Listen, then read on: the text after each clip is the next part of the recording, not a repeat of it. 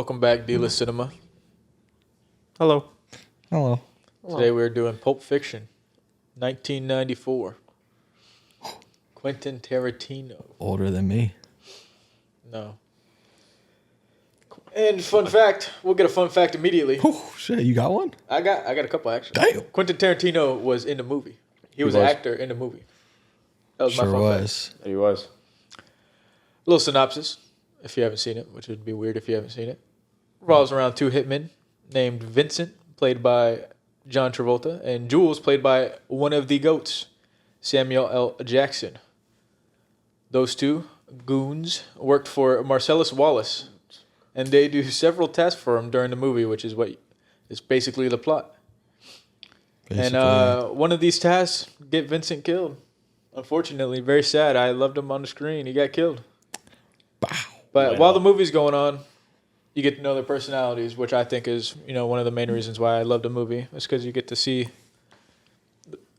some colorful personalities behind these killers, and then they also have many philosophical discussions with each other, which we'll get more into it throughout the movie as we talk about it. And I know you guys have already seen it, but what did you think? It's incredible. I think I love it. It's probably one of my favorite movies. One of my definitely probably top 10, top 15 favorite movies I've ever seen. I think it's a monumental movie in the film world. I think that it's literally like the Michael Jordan of films, in the sense that, if you guys don't know, LeBron is my GOAT. So Michael Jordan is not my GOAT. But Michael Jordan, when he came into the NBA, he was like the very first of like this new wave. Like they're like, who is this guy? This guy's the craziest, most different basketball player ever. And like Pulp Fiction is kind of the same. Like it's this movie that was so new and unique when it came out. It was like the way it jumped around timelines and how like chaotic and insane it was. It was pretty violent. It was pretty unique. I mean that's part of why I liked it. I think it has like some of the best dialogue I've ever seen in a movie. And it's just sick. That's how my mom described the movie. It was violent. It's pretty violent. I think in a good way, though. Yeah. I don't think the violence of the movie like really defines it, though. I think it's way more to it. Yeah. So, I mean, I think like you said, Corey, there's a bunch of insanely good characters, insanely good dialogue. The direction from Tarantino is really good. A lot of cool shots. And like, I mean, Christopher Nolan's my favorite director because of the way he plays with time in his movies and bounces around from timeline to timeline. And I think that this movie is really cool because of like that aspect of it too. So yeah, I love it. It's sick. Fair. I don't know, dude. I've always loved this movie. I think I've seen it maybe like a solid 15 times throughout my life now. I think I first watched it when I was 10. I had a little fucking iPad, and my mom didn't want me watching a bunch of crazy stuff, and Pulp Fiction was on Netflix for some reason, so I just pulled an all-nighter, watched Pulp Fiction and Ferris Bueller in the same night. It was peak. Great night. But It's a good night. oh, movie's crazy, dude. What you were saying, like it bounces around throughout the timeline, and I think the way it does that is really cool, and the fact that the story still connects all together at the end, and like throughout the movie, if you're watching it for the first time, you don't really understand what's happening. You're kind of lost a little bit, but as soon as it comes back around at the end, you're like, oh shit, okay, It all makes sense. Makes sense. Yeah. And that's really cool. I feel that's a hard thing to pull off, and he just happened to. I completely agree. Yeah, I gave it 5 stars, which this is my second time watching it, but I think, I liked it even more watching it this time than I did the first time. And I like how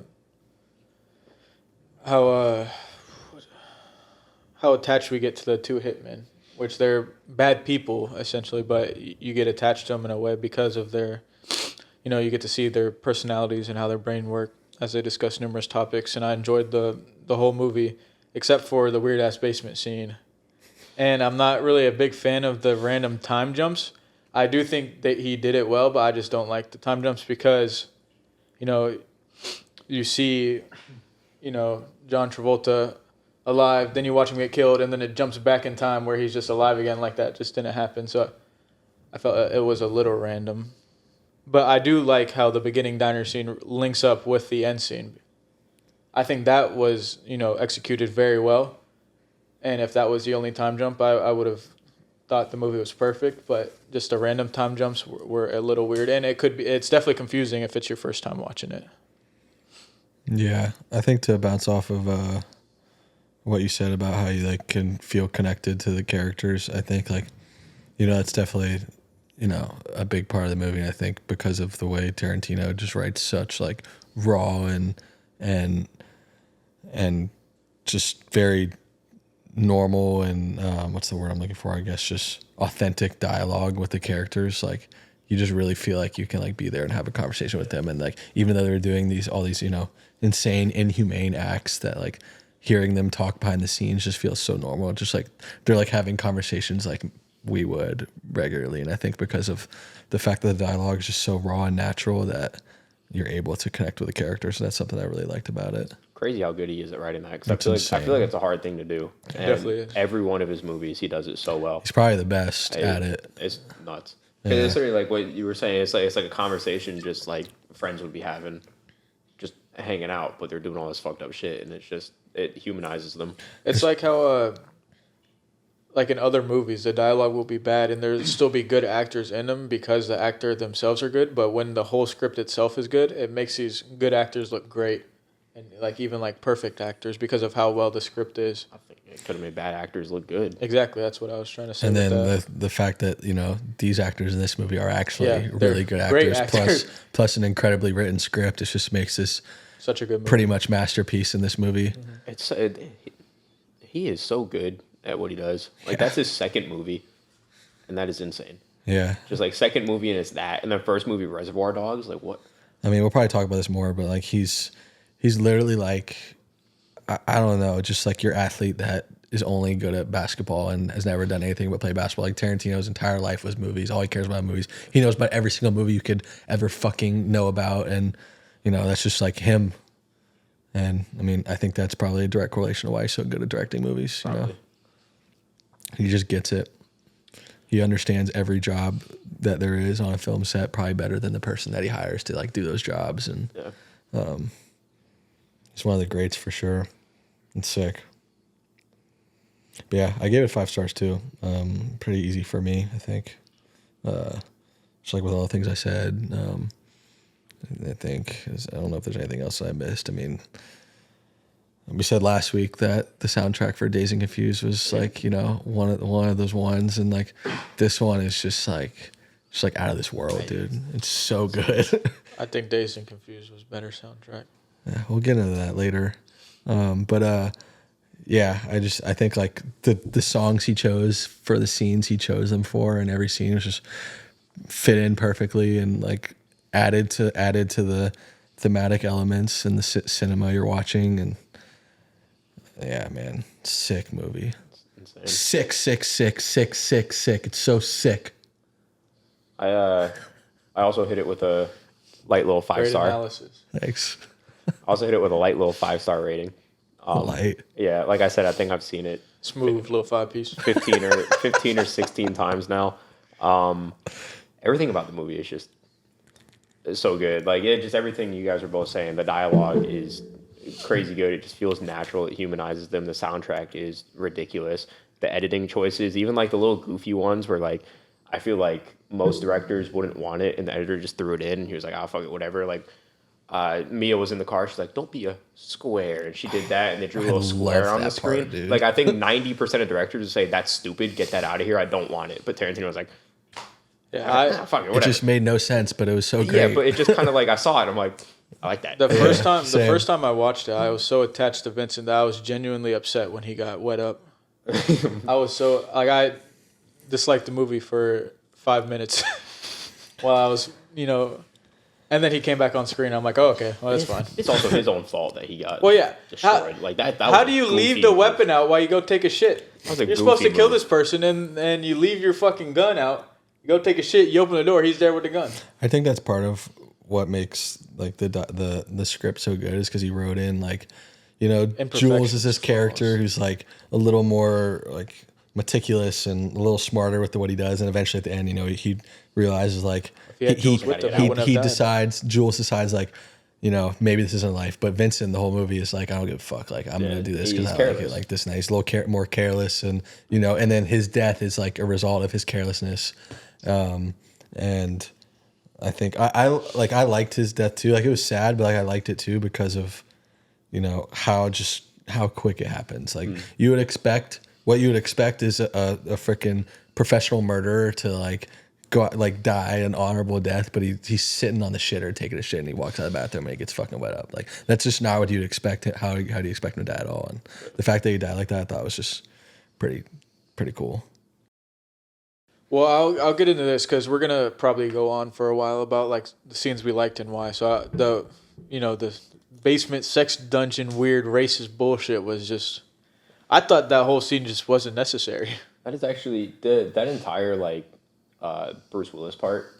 I just kind of like clock out every time I watch the movie. That's the one part of the movie I'm not locked in for, and I just kind of watch it. I'm like, okay. Yeah, the first time I watched it, I just didn't like his character at all, and I thought even like not even the sex dungeon part, just anytime he was on the screen, it was unnecessary. But this time, I actually really liked it. I just still felt that the sex dungeon weird was just weird. For anybody who hasn't watched it. Butch is this fighter who Marcellus was having him lose on purpose so that Marcellus could make money betting on the other dude. Butch goes and knocks the dude out cold, kills him actually, but he was supposed to lose. But he wins, so now he's on the run. And then he catches Marcellus in traffic, hits him with his car, doesn't kill him because he crashed the car too. And now they're on a chase and they go into this like weapons shop or something, which is owned by a racist, and who essentially like knocks them both out somehow and gets them in the basement and then calls over this fucking racist-ass cop, and then they start banging Marcellus in the dungeon. Weird as hell. And Butch is able to escape, and then he saves him, which I did like. He's like looking around this antique store, and he finds this he finds a hammer, then he finds an actual weapon. He's like, okay, yeah. And then he sees the fucking Holy Grail sword. The fucking samurai and he's like, oh, yeah. And he goes down there and saves the day, and then Marcellus basically pardons him. Which is good. So like that essentially was the whole point of having the sex dungeon, was like to show that Marcellus is allowing him to leave. But it was just weird. Really quick, Tarantino was such a fucking dork. He would do fucking samurai sword up there. Like of all weapons, he would go samurai sword. That scene was just weird. I fucking love that scene, dude. I think it's so funny. I think the build up from Bruce having or whatever Butch having to go get his watch. He's freaking out about the watch. It's one like anxiety packed thing. Then he gets there and he has to kill fucking Vincent, and then he kills him. And then you're like, okay, what crazy could happen next? He's driving. He's happy. He's like, okay, now I'm chilling. He sees fucking Marcellus. He's like, oh fuck, now I have to deal with this. It gets crazier, and he hits him with the car, and then they go on this chase. It's getting crazier and crazier and crazier. Like, what could possibly get crazier in this? Then he gets to this fucking this fucking antique shop, and they're like, "Oh, this is as crazy as it gets." Like the dude pulled a gun on him. They're gonna get shot and killed. They're like, "It can't get crazier than this." And then what happens? They go down to a fucking dungeon, and there's a fucking gimp down there, fucking being enslaved in the fucking back of the place. They fucking call this dude fucking Zed, who's like this rapist fucking clown. Like I'm not saying the raping part was enjoyable to watch at all, but like the comedy in that scene and just like the increased anxiety that just like keeps coming up and how it gets crazier and crazier and crazier. Cuckolded in your own sex dungeon. That is kind of nuts. The dude was just watching the cop go to town and he's jerking himself off. This is getting vulgar. I hope YouTube doesn't fucking flag this. Maybe but it's getting really vulgar. Maybe that's what he likes, but I just think that scene is just so crazy and just it's just so different and wild, and yeah, it's weird, but it's just, and then like the whole thing about him finding the sword, like he picks up the hammer and he's like, okay, that scene was cool. You can tell it's not the hammer, and then he picks up a fucking baseball bat, and then you're like, it's not the baseball bat. Then he picks up a chainsaw, and you're like, oh, it's the baseball bat. Then the music increases, and you see the sword, and the camera's like panning down on him, and you can tell it's like this like fucking like insane thing. You're like, oh, it's a fucking sword, and like you said, like Tarantino picking a sword is just so cool. Like it's just so different. Like it's not what you'd expect at all. And I think the whole like bit of the whole scene being so unexpected was what I liked about it so much. So, just so nuts. I'll swap it to a lighter tone with that scene. I said I clock out every time, and I kind of do. But the thing I do like about the scene a lot is it develops his character, because you don't know much about Butch at all. throughout the movie. The most you get is at it's like second scene of the movie. You're throwing this fight. I'm making a shit ton of money off of it. That's all you get. And then you get little boy Butch, and he's getting his dad's watch. His butt watch. Yeah, his dad's butt watch. And then it goes to That shit's hilarious. Then it goes back to Fighter Butch. I do want to cut you off real quick. When he's like, I just had to get the watch. It's a long story, but you don't know what he's like. You don't know what my father had to go through to get it. It's a long story. I'll tell you another time. You're not gonna tell her that his father hit it in his butt. But it goes back. It goes back to Fighter Butch, and that's where it starts developing his character. And it's like his entire thing is like, it just kind of works out for him. Like things go to shit for him, but everything ends up working out. Like he's supposed to throw his fight, he doesn't throw the fight. He kills the dude. He gets away. Right. Can you stop? That's crazy. Anyway, he kills the dude. He gets away. That's crazy. It works out for him, right? He knows he's on the run. He goes. That just became a mess. I don't know. He goes to the motel. Yeah, he goes to the motel. The girl in the taxi figures out who he is. It doesn't matter. He pays her off, gets away. It works out for him. Shardy doesn't bring the watch. He goes to get the watch. He's panicking. He thinks everything's about to go to shit. He kills Vincent. He gets away. He bumps into Marcellus. He thinks everything is about to go to shit. Hits Marcellus with a car. Crazy enough, ends up in a sex dungeon. And then he has the opportunity to save Marcellus from what he's going through. And it clicks in his head. He's like, oh shit, this could work out now too. I could get off scot-free. I could get away. It could work out. And then he goes back and he solves the problem and he gets away. Like his entire thing, just everything works out for him in that entire like section. I thought it was cool that the characters themselves had enough respect for one another to be like, because either one of them could have killed the other one because they were both beefing. But they know that it was a crazy situation and they both helped each other. So it's, cool for Butch to not kill Marcellus and then Marcellus to not kill Butch when he had the shotgun. I don't know. Most of the time when I watch that scene, I get bored and I clock out. But that's the one thing I like a lot about it. I don't think I was bored one time during this movie. No, I wasn't. You just described it word for word, so I don't know how you clocked out. I've seen the movie. I clock out every time, but here's what he did. So he took a pee break after he showered, didn't he? I've seen the movie 15 times, but the more and more I watch 16. It, that's the one part where I end up on my phone just doing something else. Yeah. It's a crazy scene. I mean, there's just crazy scenes all around. What crazy scenes should we talk about next? What crazy scenes should we talk about next? All this podcast is talking about scenes in the movie you want. As long as we put the clips in the TikToks afterwards. Of course. Have to do that. That guy is so the Mia overdose scene is probably my favorite in the entire movie. Everything about that is just... It's yeah. I just like the way it goes down. He's sitting there in the bathroom. He's like, I'm gonna go. I'm gonna get out of here. I'm gonna do one drink. At first he's like, I'm gonna do one drink. I'm gonna get out of here. And then he gets to the point where he's like, fuck it, I'm just leaving. As soon as he finally gets out, he's like, Mia, listen, it's been a nice night. I gotta go. Then he sees her just like OD'd on the floor. He's like, oh, what the fuck? He calls up his buddy, pulls up at the house. He's like, don't come to my house, man. Don't come to my house. Are you on a cell phone? You just call me on a cell phone? Why the hell did you just call me on a cell phone? He's like, then, prank call. He hangs up. And then he pulls up at his house 2 seconds later. Everybody's panicking. Everybody's freaking out. He brings her into the house. She's bleeding. She's got the drool coming out of her mouth. Dude's wife at the house is like, who the hell is here? She's freaking out, throwing a fit and everything. They don't know what to do. He goes to get the adrenaline shot to help her. And he goes to get his little like medical handbook. He can't, or he did find it. And I don't think he did find it. He was going through something. He tried to find it, but I don't think he found it. Maybe he didn't find it. I don't know. I thought he was going through something when they're about to give her the shot. But they're both like Vincent and the buddy. I forget his name, but they're both on the floor and they're both like confused, freaking out a little bit. They don't know what to do. And the entire time, the wife was getting mad. The wife's just sitting right behind now. She's like staring, I guess, like at Mia, and she's just kind of like looking in amazement. She's like, "Oh, what's going on here? This is sick. I like how this is all playing out." And then hits her with the adrenaline shot. She shoots up like from the dead, and she's freaking out, hyperventilating. And he's like, "Just tell me if you're okay," or whatever he says. And she's like, "Okay," and then they just go back home, agree to forget about the entire night. No one knows anything, and that's that. One thing about that scene, there's a few things about that scene I really like. The first thing is, like, as Vincent and Mia are pulling up to the house, like, Tarantino could have just had Vincent pull in the street and park, but instead he just decided to have the car drive into the fucking house. Like, it's not even that realistic. Like, I'm sure 9 times out of 10, most people would just pull right up, driving the car fast. But he just decided to have the car fucking right into the house. And it didn't make sense, but I thought Talking it was... about the Chevy Malibu, right? Yeah, the red one. I got another fun fact for you. That was Quentin Tarantino's car.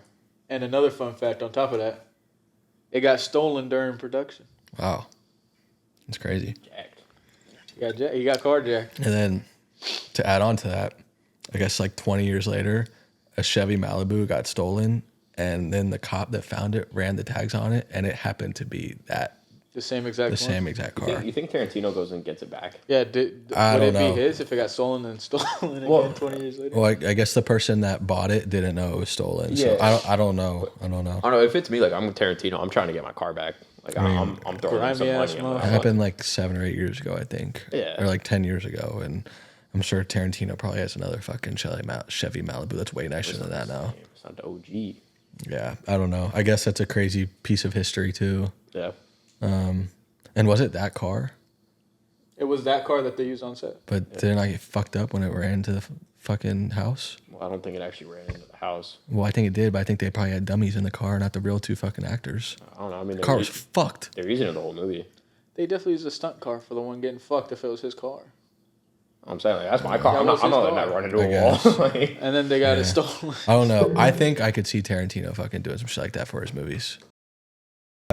So yeah, I had a fantasy football team this year. The team was called Zed's Dead Baby. huge. Nobody knew. I don't think what it was from. Yosa. Yosa clowned me one week. Really? He was like, "What the fuck is Buck Watkins 12's name or some shit?" I was like, "Watch a movie, bro." But good team, 10-4. I was stacked. I had the Jameer Gibbs, Derrick Henry combo. Yeah, my receivers were not How do great. you even manage that? My receivers were not great. Those were my first 2 picks. Oh, okay. But yeah, first round exit, not great. But so obviously one of my favorite quotes is when Butch and his girlfriend, I don't know her name, I forget her name, they get on the bike and she's like, "Who's motorcycle?" And he was like, "It's a chopper." She's like, "Who's chopper?" And he's like, "Zed." She's like, "Who's Zed?" "Zed's dead, baby. Zed's dead." I always love that quote. Yeah, I think that's a funny one. Solid. Zed was such a fucking freak. Zed was a freak. I hate Zed. I'm so glad Zed got punished. He deserved it. I can't believe he didn't die after that shotgun shot. In the balls. Will that kill you? I mean, Getting it shot in the kinda- balls? It went up stomach a little bit too.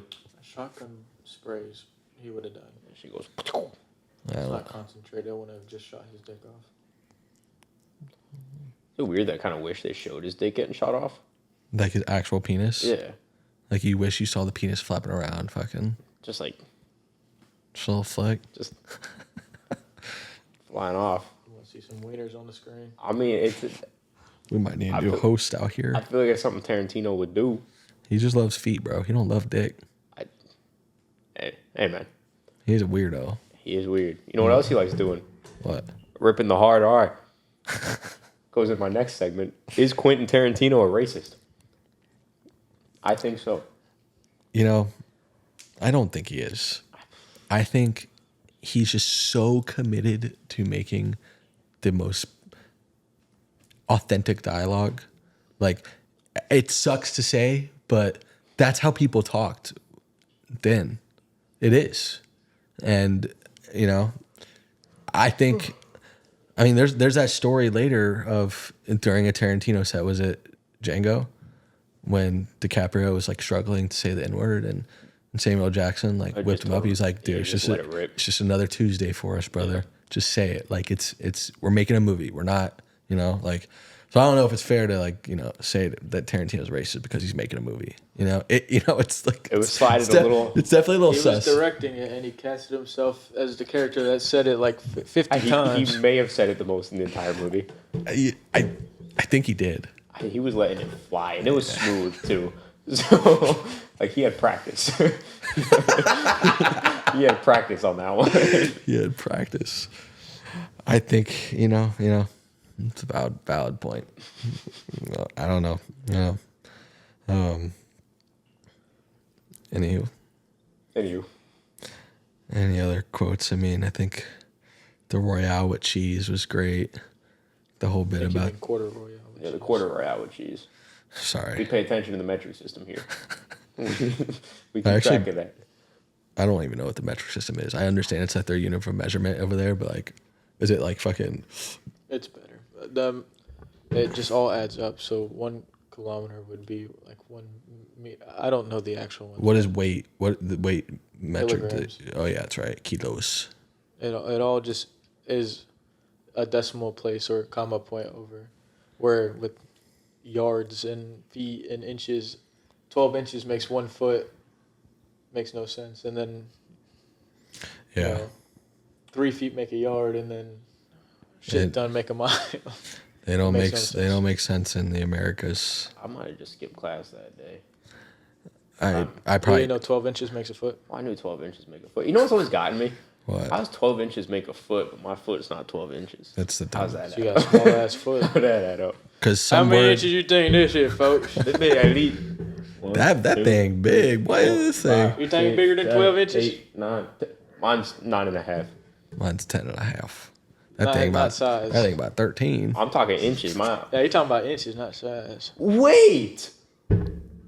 Is it? I don't know. Well, because my shoe size is 9.5, and I just did that 9.5 times. Is that what it is? That's got to be what it is. So this is 7. How's We that should 7? whip out our Johnsons that and 7? measure it. I measured Is this. this also 7? No. For my hand, we have different size hands. Well, that's This is 7 inches. right. I've measured. folks at home. This is 7 inches. Don't ask me how I know. Well, you're Oh, I size know. 12, right? Yeah. Oh, I know. Well, So- then you start doing the 8, 9, 10. Yeah, 12. 11, Yeah, 12. look, 12. It adds up. Mine only went 9.5 where's that inches. 12? So wonder size if- 9.5. is that I'm really only it? 9.5 I don't know. inches. This is all making sense in my head right now. Shoe size. I don't know how we got to this, but it's all adding up for me. No, shoe size are is not it? usually measured in inches. But the math. No, we're not believing Google. Google, Yeah, no, We Google, just did the math. math Google, was- Google The is math was there. The incorrect. math was mathing. That was 9.5. Google is incorrect. My van size is 9.5. You got a tape measure? You still wear Vans? Yeah, I still wear Vans. No, Vans are sick. I've been wearing Vans since maybe 6 years old. I still have a bunch of Vans too. Yeah. Ripping no sense to womb. Anywho, I mean, I think. What the hell? Quotes. Yeah, you got any more? I mean, the whole Ezekiel 25:17 shit Yeah, I mean- is pretty sick. I saw some that said that's not even a Bible quote. Not. Well, part of it is not. I guess Samuel L. Jackson and Tarantino like the first half of it, and then like the part about like the wrath will be bestowed upon thee when I come down for vengeance. Like that part is actually in the Bible verse, but the first half of it, like the path of the righteous man, that part is not real. I mean, I guess I could just turn around and we could read it and dissect it. See it? You see it? You see it? You see that? Right Jim? on the back. Boom! Boom! That's at least 2 big booms. Boom, boom. Something I think is kind of cool. Related but unrelated. My brother has the sword from Kill Bill tatted on his arm. Hattori Hanzo. Yeah, and under that he's got that entire quote. So he just loves Tarantino. Big Tarantino guy. But That's sick. he's got the little wombo combo going there. It's kind of cool. Another quote. This quote says the N word in it. Oh, I'm not gonna say it. good call. But well, I'm not like Mr. Tarantino, folks. When right after Butch like knocks the guy out and leaves Travolta or whatever, Vincent and the other guy walk in to the room with Marcellus, and Marcellus, they're like, what do you want us to do about Butch? And Marcellus goes, I'm prepared to scour the earth for that motherfucker. If Butch goes to Indonesia, I want a motherfucker hiding in a bowl of rice ready to pop a cap in his ass. I mean, he didn't say motherfucker, but Yeah. that quote made me laugh so hard. I want a motherfucker in a bowl of rice waiting to pop a cap in his ass. Dude, that shit was so funny. I thought everything that fucking Marcellus said made me laugh. Y'all want to hear a fun fact about Marcellus, that actor? Yeah. He's the guy that does the Arby's commercials. Is he actually? We have the beef. It's Is it? it's the same actor, bro. I forget his name. What's his name? You don't know his name? Wow, I don't remember his fucking name. know. But yeah, he's the same guy. We have the beefs. Love that guy. Same guy. But everything he said made me laugh. Like when he like when Butch comes to save him in the fucking cauldron or whatever, and then he like has a shotgun, he cocks a shotgun, and he goes, "Step aside, Butch." Just his voice, dude. The cauldron. So we're calling that? I This don't know. little sex dungeon, we're calling it the cauldron. Dungeon. That was actually the word I was thinking of. And I said cauldron. You don't want to get caught up in the cold.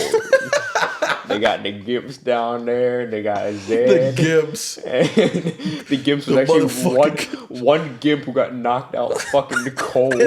Was he dead? I don't know. Like he was hanging from the thing. Was he choked to death, or was he just knocked out still from the punch? He was dangling. He probably liked it. He probably did like it. The Bricked up gimp. down there. How do you fucking even get in that situation? The gimp. the same way they did? He just looked too much like a little bitch, so they put him in a Gimp suit and fucking called it a day. So Well, he seemed like he liked it. Quentin Tarantino was quoted saying the backstory he imagined for the gimp was that he was a hitchhiker who had been picked up by Zed and Maynard 7 years earlier and had been trained by them to do what they want. 7 years is crazy. So he was basically just trained to be their bitch, or I guess Well, when their they don't gimp. when they don't kidnap people and have Zed fucking, They be fucking the gimp. He's fucking the gimp while the fucking dude watches. That's why you don't go hitchhiking. They'll get you. That'll get you. I mean, maybe that's why he was hitchhiking. Maybe he was looking for gimp jobs, Maybe. and he found the perfect one. he was like, he had a sign. He was advertising. like gimp think- for sale. You think instead of the normal hitchhike like this, you just kind of go like that, and that means you want gimp work. No, it's like a, Hello. I am the gimp. He was on the side of the road with the full fit already. not stop to pick up that 50% off next 7 years. Full gimp suit doing this. I'm speeding up, man. That's next fantasy football punishment. Did you see the dude who they made him wear like 6 whole bodies of Axe body spray for an entire day of school? He lost his fantasy league. It was 6 people dumped entire bottles of Axe on him. Just sent him on his way. Could you imagine like being a random kid in your first period class and you walk in and you just like, what the? Oh! Bro, that'd be insane, dude. Or if you're the teacher, I do. like, That oh! kid is never gonna be able to smell again. I do. All that chemical in his nose. Poor guy. What do you, are the clothes recoverable? I don't think so. I'm dumping him after that. Yeah, you might have to. Yeah, that's I'd have to wear my least favorite clothes. No stuntman apparel will be harmed in the making I wonder of if this. they told him going in, or if they just kind of like he showed up at school one day and they're like, "This is happening." He got stuck with it. I definitely told him. Yeah, they definitely told him, bro. You know, any got any more quotes? I got no quotes left. None. No. I mean, I think like I love the fucking the 3 tomato shit. There's 3 tomatoes. One Papa tomato, one Mama tomato, and then the fucking boy tomato. The fucking boy tomato is falling back, and the Papa tomato goes back and steps on the boy tomato and goes, catch up. Whatever the fucking quote was. I was so crazy about that. What? I wrote down, we waited all that time, and Mia's joke was horrendous. She said it was horrendous though. Yeah, no, it was awful. And then she was just so fucked up by what happened. She was like, you know, nothing worse can happen now. I might as well tell him the joke. It reminded me of that stupid ass joke, like you're racing people. They're like, they're telling you to catch up or whatever, and then the kid in the back goes, "Catch up? Where's the mustard?" It reminded me of that bullshit, and it made me mad. What if John Travolta's character just went, where's the mustard? Where's the mustard, Mia? Stupid ass. What'll it be, fellas? Mustard or ketchup? That's when you hit him with that. Mia would have been like, do you have more heroin for me so I can just OD and die after that? She was out quick. That was the quickest OD I think I've ever seen. That shit. So in Corey's favorite scene where Vincent and Jules, go see the kids. The kids are eating them. Big Kahuna Burger at 7:30 in the morning. They're eating cheeseburgers. And then before that, when they're driving to see the children, they explain what it's like eating and living in Europe, and they talk about burgers, but they also talk about Vincent says to Jules, you know what they dip their fries in? And he says, what? He says, mayonnaise. So my question is, what is more vile? Eating a burger at 7:30 in the morning or dipping your fries in mayo? I got this. Okay, all right, go crazy. I think eating a burger at 7:30 a.m. is a very reasonable thing to do, and that sounds reasonable. That sounds very delicious to me. Delicious. I double that. If what? If I woke up like I'm on my way to class or I'm on my way to work or something, I need something to eat, and like maybe not McDonald's at 7:30 a.m. But like if say like fuck, what's a good burger place? Goddamn Checkers. You ever been to Jimmy Hula's? I haven't. You ever been? We gotta slide, bro. That shit's so good. Say I'm on my way to class or something, and Checkers is open at 7:30 in the morning, and they're sitting there offering the T-Pain meal. I'm stopping at Checkers and I'm getting me a fucking T-Pain meal. Yeah, the T-Pain meal. I'ma buy you. That's not T-Pain. And I don't like mayonnaise. I'ma buy you a drink. No, that's not T-Pain. It's I'ma take you home with me. Whatever. You don't like mayo. Okay, I'm gonna say I like this. Spicy mayo. I think you guys are correct, but saying that it's enjoyable to eat a burger at 7:30 in the morning is pretty nuts. I think eat a burger at 7:30 a.m. I think it also depends on what time you woke up.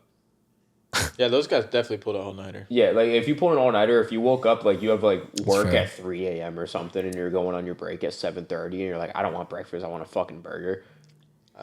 I actually did that when I was on the set of Chad Powers. Like we started shooting at like 6:30 p.m. and we would get done at like 7 a.m. and I think I ate a burger or some some dinner food at like 4:30 in the morning or some shit like that. I've definitely done it on a couple of road trips. I pulled an all-nighter a couple of years ago, and I remember I went to like Publix at like 8 a.m. right when they opened and bought a steak and made a steak and grilled a steak, ate it, then went to bed because I pulled an all-nighter. Steak.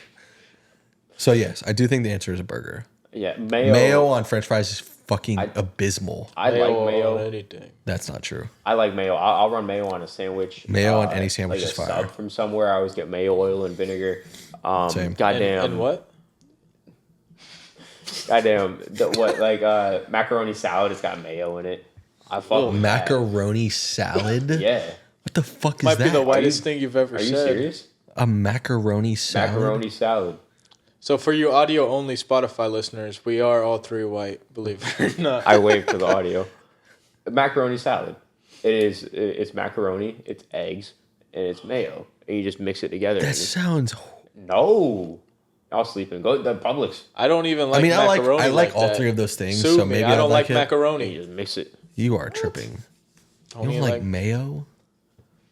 You like ranch? I like spicy mayo. Ranch is okay. I don't prefer ranch. I like Italian dressing. I like Caesar dressing. I like blue cheese. What about on sandwiches? What do you put on sandwiches? Barbecue sauce, siracha. Wait, I do a lot of sriracha. What about like a Jersey Mike's sandwich or like a fucking Subway sandwich? I'll do honey mustard.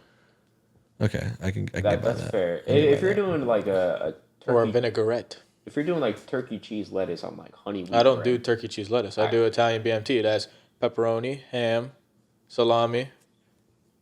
Then I get barbecue on that. No, I don't put barbecue on that. That's for the honey mustard. You do honey mustard. I think I like that. You do jalapeno, spinach, onions, but salt, pepper. If you're making a sandwich right here. Right here? Yeah. If I had everything available, it'd be fucking ham, pepper jack cheese, and barbecue sauce. That's it. If you had everything available, okay, no. Ham, cheese, and barbecue.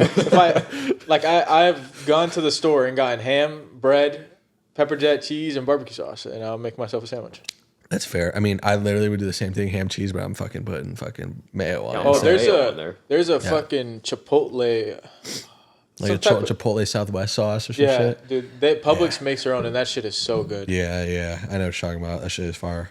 They got that for pub subs. You got to put on a pub sub. It's the best thing ever. I should have grabbed some tonight. I got Said I bought the BOGO Bud Light Limes with my Publix excursion. Gotta do what you gotta do. Gotta do what you gotta do. Do we have any more quotes from the three of us? No. I mean, during the scene where Jules and Vincent are leaving the house with the one kid that they allowed to survive, and Vincent turns around and points a gun at him, and I don't remember what they're talking about. And they just fucking pops him in the face. What do you think? And they're all yeah. He's like, "What do you think?" And they're all freaking out. And he goes, "Oh man, I just shot Marvin in the face." It's like his like nonchalantness and like just like he's not, he's not like worried that he murdered someone. He's just worried that like I just shot someone. Yeah. Not that the guy's dead. I like to later on when they're doing the whole wolf thing at what was Tarantino's character's name? Jimmy. Mm-hmm. They're doing it at Jimmy's house, and they finish cleaning out the car and everything, cleaning themselves up, and they're about to leave. And the wolf is looking at them, and he's talking to fucking Vincent. He's talking to Vincent, and he's I don't know. He's asking him like just pretty much implying he's like hot headed and everything, and he'll just fucking kill someone at will. And he's like, I didn't even mean to do it, man. I promise you, we hit a bump or something, and that's why the gun went off. I thought that part was funny too. Just kind of like following up on that. Hilarious. All right. Y'all want to talk about Oscars real quick? I always say real quick. Sometimes it goes longer than real We can quick. get awesome Oscars. This might be Maybe the not. craziest Oscar year in the history of the show. It made me angry.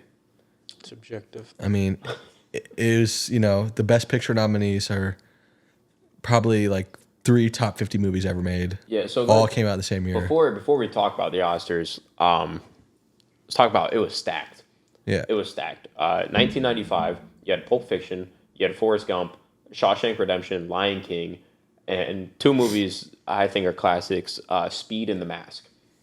Right? All these movies are nuts. Were But- those last 2 movies nominated for Oscars? They were. Interesting. They were. I always thought they were good What, with movies. Jim but Carrey? they- Yeah. The Mask, yeah, and then Speed's a good movie. But Yeah. we'll run through it real quick. Best actor in a leading role. He lost it to Tom Hanks. Who's he? Forrest Gump. John Travolta. God damn. Dang. John Travolta. He lost best actor in a leading role to Tom Hanks. I Forrest think Gump.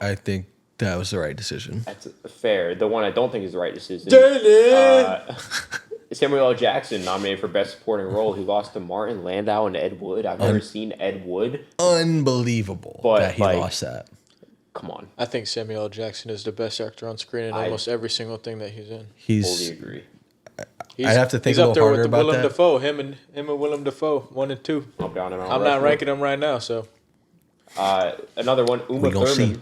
Uma Thurman nominated for best actress in a she supporting was role. so good. Lost to Diane West in Bullets Over Broadway. Now I've never seen Bullets Over Broadway, but I don't see how. Uma she Thurman could was lose. Uma Thurman, fire. best OD winner. Best- She was so good. I think the craziest one. Tarantino nominated for best director. Lost to Robert Zemeckis. Robert Zemeckis for Forrest Gump. Forrest Gump is a good movie, but I mean, come on. Jenny. I mean, I think whoever the fuck made Shawshank Redemption should have beat both of them. But Yeah. it's tough. It's tough. Nominated for best editing. Also lost to Forrest Gump. I think literally just for. That's crazy. I think just for the little square thing, they should have won it. I think that one's pretty nuts. Yeah, That one's pretty nuts. I mean, it's so hard. especially editing it. In But the way, fact that Forrest Gump won all of the awards is crazy. yeah, It's crazy. But I don't know, editing it in the way that Tarantino wanted the movie to play out. Like I feel like that's hard enough to do in itself. That You movie's got to ed- understand exactly what he's talking about, and that's the way that movie goes. It's a hard thing to do. But Yeah. I don't know. And another one they lost, Best Picture. I mean, the granddaddy of them Yeah, all. let's take a guess. They lost to Forrest Gump. Yeah, that one's Classic.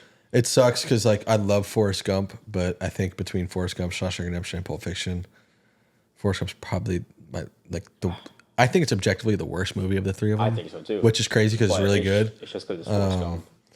That's a tough one. Jenny. Like Forrest Gump is a movie that you can watch with your family. Like Pulp Fiction and Shawshank really aren't. They're Yeah, just kinda I think I don't know which one I think should have won between Pulp and Shawshank. Well, It's I tough. think Forrest Forrest Griffin. Forrest Griffin. that's an ex UFC. Yeah, I think Forrest Gump should have I think they rightfully won because he was able to name all the different types of shrimp. I will say, the We should absolute do last Forrest Gump one. one day. That would be a sick episode for sure. Absolute last one for the Oscars. They won. They won something. Best writing, screenplay written directly for the screen. I mean, it definitely deserved that. That would have been the biggest robbery if it lost that one. It deserves something. I'm happy they got something because that movie is. I think the one robbery that pissed me off the most is definitely Samuel losing Best Supporting Actor. I think that one was pretty outrageous because he was just incredible in that. And then that one was at the point where like I'd call him a lead actor. I mean, granted, he was on the screen a lot less. You could. That man just took over every I time. think the Best Picture one is definitely that one hurts. Who knows? We could talk about that all day, but to each its own. Each Let its us know own. what you think. Pulp, Shawshank, or Forrest Gump. Which one should have won Best Picture? Lion King came out that year too. We're gonna play. Would you crash out too? Hash out or crash out? Part 2. Part 2. It's been a while, but so if somebody massaged your girl's feet, would Off the you balcony. throw them off the balcony and kill them? Off the balcony. Off the balcony? What about you, Mike? Did she pay for said massage? Nope. They're Off the just balcony. nope. Off the balcony. Off the balcony. Off Just the killing them.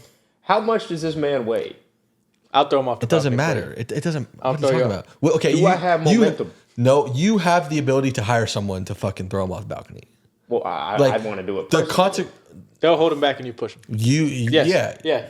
He's The going off weight doesn't balcony. matter. The weight doesn't matter. Do I have momentum? None of it matters. He's going off the balcony.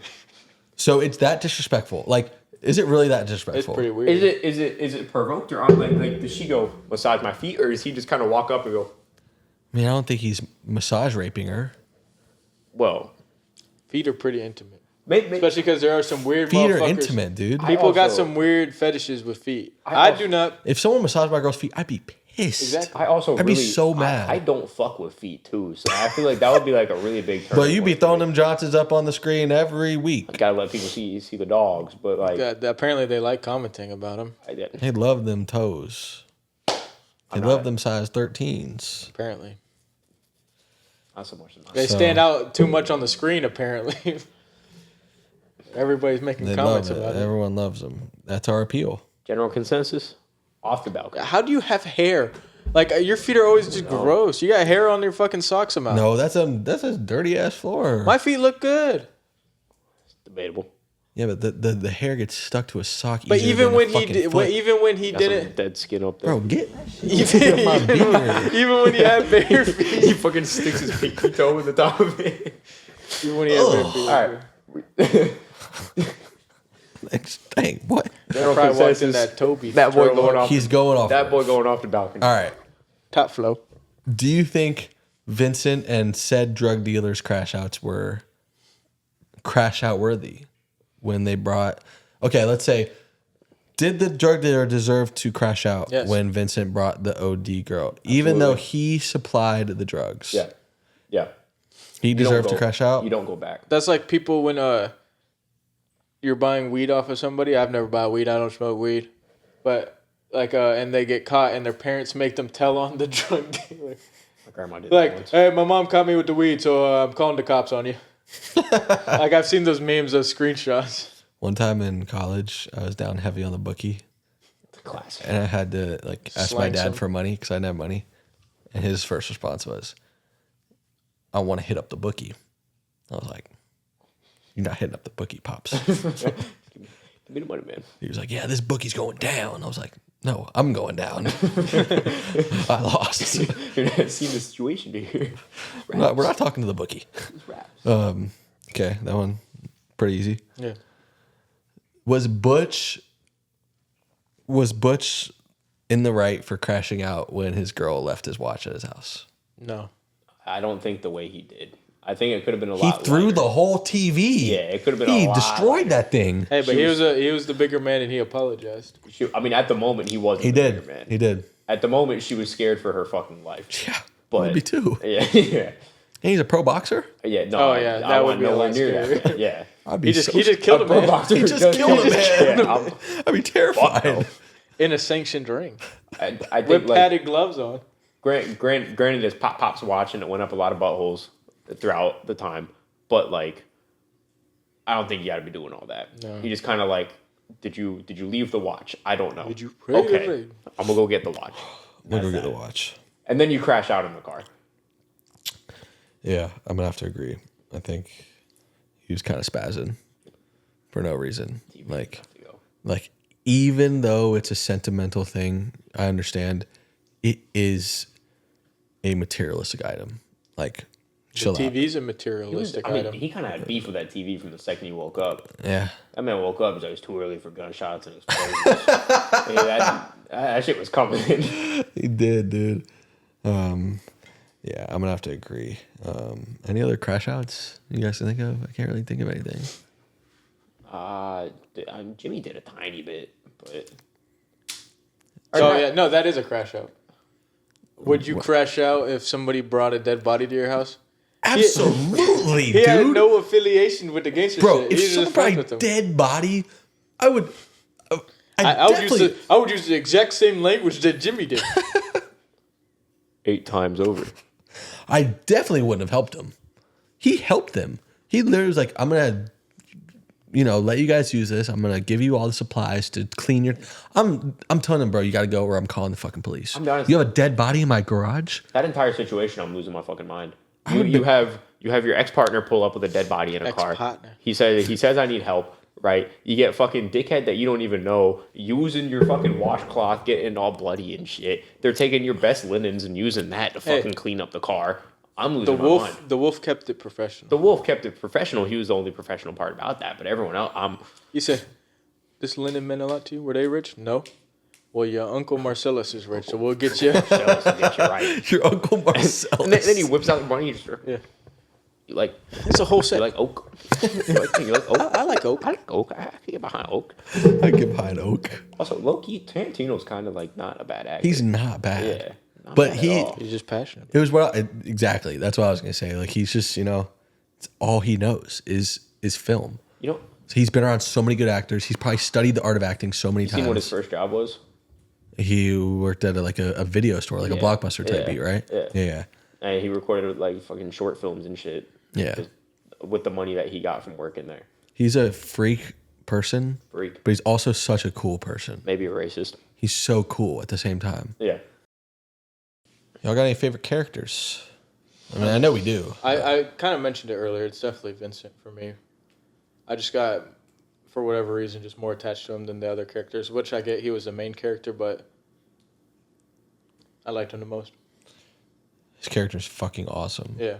I love his character. The way he looks, his fucking hair, like his just careless nature.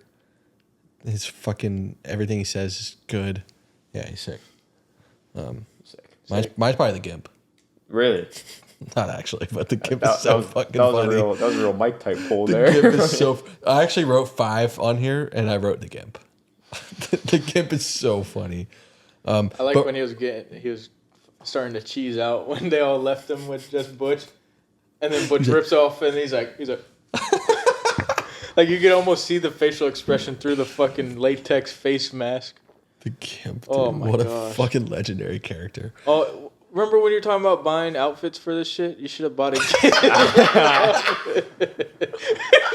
Imagine. What if we all 3 dress up as Gimps? Oh my fucking god! The whole episode dressed with the fucking That might be Gimp. the Halloween special, folks. Stay tuned. Pulp Fiction again, part 2. If you're looking forward to that, subscribe because around Halloween time we might be dressed. What are we wearing? What are we wearing for boogie nights?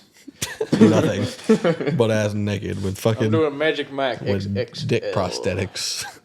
But realistically, prosthetics. I think my favorite character is Marcellus. Yeah, I actually really like Marcellus. I love Marcellus. I just think the mystery of Marcellus is so good. Just his. I mean, I know that's naturally his voice, but his voice and tone and everything he says, just everything that came out of his mouth made me laugh, even if it wasn't supposed to be funny. It was all funny to me, and I loved. One of my favorite parts about his character too was the compromise he made at the end. Like, he definitely wanted to still fucking kill Butch. He definitely wanted Cost to. him some bands. But he realized, like, he knew, like, I gotta let him go. He'd still be getting fucked right now. He'd still be getting fucked and maybe would die. Which the first time I watched it, I really didn't care for Marcellus. But watching it this time, I started to like his character a lot more. His character's awesome. Who's yours, Mike? You might see a common theme with me throughout some of these movies. Mia. Mia is so awesome. I don't know why it happens, but I tend to be a big fan of the woman lead characters for some reason. It just always does it for me. You horn dog. Good grief. It's not even that. I like the mentality that a lot of them have, and I don't know, they make a lot of them like powerful and they know their own shit and they know what they want to do and they get it done. And I like that. But why Mia specifically? I like the way she operates. I like the way she goes. It's kind of like all the drugs. Yeah, all the drugs. It's kind of like she cocaine, knows heroin plus. It's kind of like she knows who she is and she's very like careless and carefree and just kind of goes about life. And I like that a lot. Honorable mention, Martin. Martin? Martin. Which one's Martin? I just shot Martin in the face. That him? Yeah. Did he say a word? The whole movie? No, he was cowardly. He said a word. I think he said something in the room. What do you... He said a couple things. In the car, he said, what do you think, Martin? He goes, honestly, don't got a fucking clue. Yeah. And then he got his head Because he popped. shook up. And then he Right. I mean, I think it's definitely worth noting that Jules is unbelievable too. Oh, yeah, Yeah. absolutely. Like Jules' character is just literally like the wise old man, but also just a fucking savage that like could fuck up anybody. He's tired. His just aura, like I know the aura is so played out in such a fucking gay word, but like, 10,000 aura. like he really has that fucking shit. Like he has that juice. He's Waramaxing. Like he is aura maxing. I wish we were able to see Jules in his prime. Because like He probably murdered everybody that looked at him the wrong way. I'm sure, and I would love to see every second of that because like this movie, we're seeing Jules right at the end where he's like he's packing it in. He knows he's done. Trying to retire. Yeah, trying to retire. He knows he's done. Yeah. Divine intervention, all that. He wants out. He wants to go live as a bum in the mountains, fucking hitchhiking everywhere. That's what he wants. But like, if we could see Jules in his prime, just fucking going dummy, like He's a fucking savage. I want to see that. And he was capable of like anything. Like nobody could fuck with him. And just he had bar after bar after bar. How many people was Everything he that came out of his hitting with mouth was Bible sick. Pause. But How many people was he hitting with that Bible verse? A lot. he said it to two people in the movie. No, he means Yeah, like but even he- before. And then there was a part yeah. in the movie too where Where he was like, you know, I I have to tell love you this verse, something I'll about tell you. saying that verse and then fucking popping a cap in Yeah. a motherfucker just felt good to me. Yeah, he probably said it to quite a bit of people. At least 3. At the very minimum. at least 3. The very minimum, 3 people.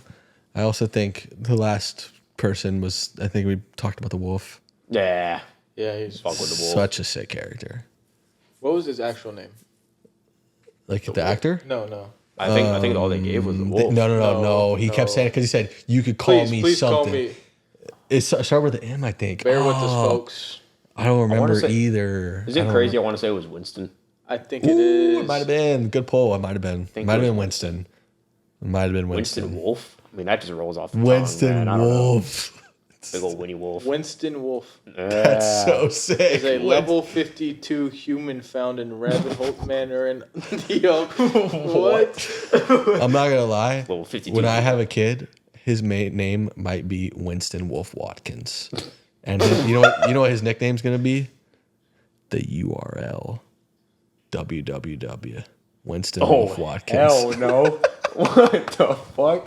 What, bro? This guy Corey didn't laugh as hard because he thought that shit was kind of tough. I was trying to piece together where the UR and L was. No, Not URL, even, like yeah, the fucking- www. I didn't get to www. I was like, where the hell is the URL? Let's get into some fun. Winston Wolf is 5, bro.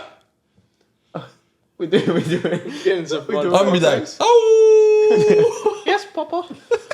He's British for some reason. yes, Papa, Yes, Papa. I'm here. Papa. All right, what fun fight you got, bro? There was a lot going on in the whole movie, and surprisingly, it only cost $8 million to make, which is crazy in considering all the randomness that they, or not randomness, but like just the level of production and everything in there. Only $8 million is crazy. I mean, It is I crazy. think we tapped on it a little bit earlier. Like, I think some of that stuff was like home owned that they were using. Oh, yeah. Like, it think was some was Tarantino's home-owned. car. He even acted in it. He's really grimy motherfucker. He trying to save a buck. You know how much? Fired You know how himself? much they made in the box office? I do not know. 200 mil. 200. That's mil. quite the profit. Quite the profit. I wonder. I don't know the number, so it's probably a bad question to ask. But I wonder what the most like profit grossing film there is. It's like Avatar or something. Well, yeah, but they just made so much. I Avatar. meant like just pure profit though. Like It's Avatar definitely costs No, a lot of I money. think Even profit. It's Yeah. Avatar, one of the Marvel movies. Yeah. It's. Because I know those just costed a lot to make. So. I'm sure. But I know they But also they- made a shit ton of money too. Yeah. So that definitely Like skews it's in it. the billions. Yeah, that definitely skews it. I have. Can I run my last fun fact because my other two have been robbed. Well, I know Buck's got a lot too. I'm That sure. one Corey just said was one of mine too. Yeah, I literally only wrote down 3. They made fun of me for not having any fun facts. Now I'm taking all their fun facts. What about that? What are we gonna do? 5-second Google search. Y'all need to do some. Oh, they got 20 more. I kind of folded on this one. I only wrote down 3. My last one, Uma Thurman didn't want the role, I wrote that down at too. all.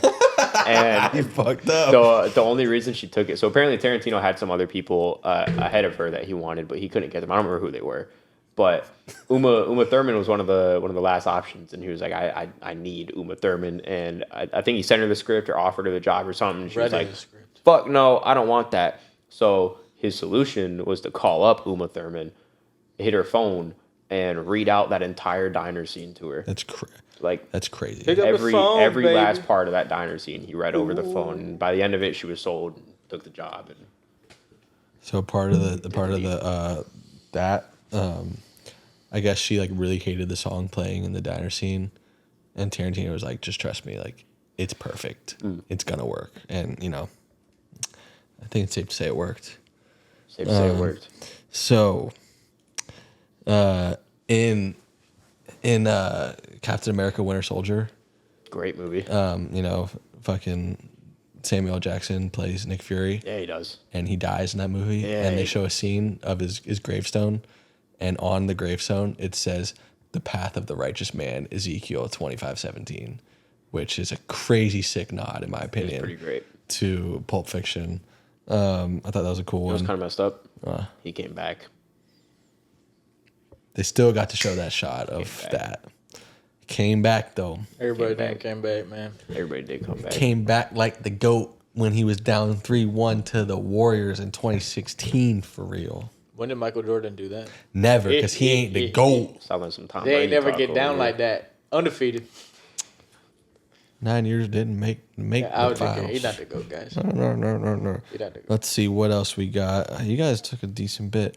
He did his research. Did you guys know that Pulp Fiction and Shawshank Redemption released on the same exact day in the theaters? Isn't that nuts? If I'm alive in 95, I'm running that double header. October 14th, 1994. Yeah, I'm running that double header on that day. You think they had the Barbenheimer hype? I don't think they had the hype. No, I think that the Barbenheimer hype was way bigger just because of, you know, there's modern day marketing and Social media and all that. and advertising and shit. Ryan but Reynolds. I don't think there's a better like doubleheader opening day in movie theater history. There's no way. Well, like, Those are two of the top 10 best movies objectively of all time. Fun facts. So y'all don't got any more? I am. Samuel Jackson's only Oscar nomination ever. Only one. What? How Only is that one. real? Only one. Is it? Only one. My D-list listeners, my mom fact checked that. The only one still here right now. Please fact check The that. only Oscar nom for Samuel. No, man, What else? What else? I mean, I know. I agree that he's elite, but If you're still here, mom, write hi in the comments. mean- I love you. Django. I didn't think get nominated. That Yeah, one's a little. I think that's just he was barely too in much that. of a racist movie for it to get nominated. Yeah, but it got nominated for Oscars. I- but probably. I But feel like too it's gotta- racist to win. I feel like it's got to get to a he point. wasn't even in it that much. He's like the fifth lead in that movie. He's in a lot of good movies though. I don't like He's in a bunch of good I don't like the movies. too racist thing. I feel like it's got to get to a point where like art Oscars is art and political, movie. Yeah, it come is on, political, but like that's part of my problem with the It's Oscars about a too. slave but, like, owner, and that's why it's not. art is art. and This movies ain't are about the movies, but Django. This ain't about the Django and the racism politics behind the Django. So they keep it moving. Art is art. So That's all I got. Well, say all I got. an art filled N word right now if it's art. anyway, all right, let's keep going. So at the Jackrabbit Slims, Mia talks about the pilot episode that she was in. It was called the Fox Force 5. she describes other girls in the force. There's a blonde one. She was the leader. A Japanese fox was the kung fu master. Black girl was a demolition expert. The French fox's specialty was sex, and mine was knives. Before you finish, What does that sound like? Why she got is it based off of Charlie's Angels? Kill Bill. I always thought Charlie's Angels. Kill Bill. Why she gotta be a kung fu specialist? And like so Mia was like, Racist again. Maybe this guy is racist. Maybe. But yeah, Mia, or I guess Uma Thurman was like, I'd really like it if you made a film that was based off of this pilot that I talked about. And I guess Tarantino wrote scenes in between takes on set for Kill Bill Volume 1. That's pretty fire. Which, I mean, it wasn't like, I don't think it was like, directly correlated to that, but like that idea kind of like stemmed into like them making That's how Kill you know Bill. like the level of respect that these high level actors had for this fairly new director. She straight up told him this idea, and it was, or not, okay. But like she knew that this could be something, especially with his writing, and said, do something with it. Yeah. And then he went and made a whole fucking. Now, imagine she fully turned him down on Pulp Fiction. Yeah, we wouldn't have shit. Who knows? I mean, I wonder who would I have could get into that. I have a whole list. I wonder who would have played him. Who would have played Potential castings for this movie. Mia Wallace. There's, I mean, a lot of these people I don't actually, now that I'm looking Not at impressed. it, I don't know any of The them. numbers aren't good. Not impressed. I folks. don't know if there's anybody that would like really stand out. stand out. Yeah, I mean, I think that's why he really pressed hard to get Uma Thurman. yeah. It's because he knew she was My thing is, Perfect he had 3 people in front of her. really. Like, he had 3 other options, and they all said no. Who were they? I don't remember, but I remember seeing that. Well, I wonder if he pursued him as hard. as he Oh, pursued actually, Uma Marissa Thurman. Tomei is one of them. Mr. Tomei is fucking the new Aunt May and Spider-Man. Oh. Beautiful. Good God. Good God is right. Wow. I need a picture reference. Wow. We'll pop one on the screen for you. I'll look it up and show you right now. But back to some facts. Let's see. So it's kind of funny. Butch was actually the person who killed. Yeah. Aunt May. You don't remember that? The Tom Holland one? That's the Tom Holland anime. I didn't. I thought you said Ant Man. If I'm being honest, I didn't know you said Aunt May.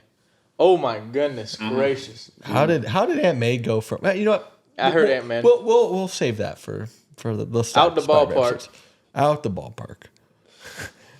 And I'll hit it out the park. With all due respect, you know what I'm referring to, right? Yeah. But You know that AI picture of Aunt May that goes around on Twitter? I don't know if I do. Never mind. Okay. Put it on screen. No. So what I was saying was Butch actually killed the most people in the movie, and he was the only like main character in the movie, or the person that was in focus that wasn't a professional killer. Kind of funny. Kind of funny. What, are you think boxers aren't professional killers? I guess they. What did he you kill? know, 1, 2. He killed Vincent. He killed Did the Gimp die? No, not the Gimp. I guess maybe he killed not Zed, but the other guy. And I guess he might have technically killed Zed. Well, okay. And then The boxer. he killed the other boxer. Yeah, he killed the boxer too. Is that it? Yeah. I don't think anyone killed more people than that. Because Samuel L. Jackson's character only killed the kid. That's fair. Yeah, wait. Yeah. Sam Jack killed Vincent. the kid. Vincent killed 2. Who did Vincent kill? Vincent killed... Well, I think he also takes part in killing the kid. Yeah. Oh, wait. fair. And then... Who killed dude on the couch? Was that Jules or was that Vincent? That was Jules. That was Jules? Okay. Yeah. So Vincent also killed the kid. I guess you could go like back and forth whose bullet hit first, whatever. And then and then he killed Vincent Martin. killed Martin. And Right. That's 2. I think that's it. Yeah. And then nobody died at the diner. Nobody died at the diner. Well, that we know of. Because they left. They did leave. Well, They probably didn't kill everyone anybody. left. yeah. Did they all leave? I thought they all left. Pumpkin and the other people left first, and then Vincent and Jules left. And they did Because that whole remember they thing. stood there and they put the Yeah, they fucking stood in guns in front their of the pocket, or in their shorts. Yeah. So yeah, it's crazy. Let's see if I have anything else. I think that might be it. Yeah, one of the first movies to use the internet for advertising ever. Pretty cool. Kind of interesting. Pretty cool. I mean, I think you said something about this. I don't know if we were on air or not when you said this, but I mean, this career is kind of known to have saved John Travolta's career. Mm-hmm. He was kind of going downhill, like making bad movies. No one really cared about him, and Bunch of shitters. Tarantino like really wanted him for this role and thought he was perfect for this role, and picked him for this role. And you know, it's probably the biggest role of his career now. Should have revived it. Not only revived it, but like it. I don't know. I don't know too much about like his earlier stuff, but when I think of Travolta, I think of Pulp Fiction. Yeah. Honestly. So. Yeah. I think that's it. I think in conclusion, this Very is good movie. If you haven't watched it, definitely go and watch it. This is a true masterpiece, I think.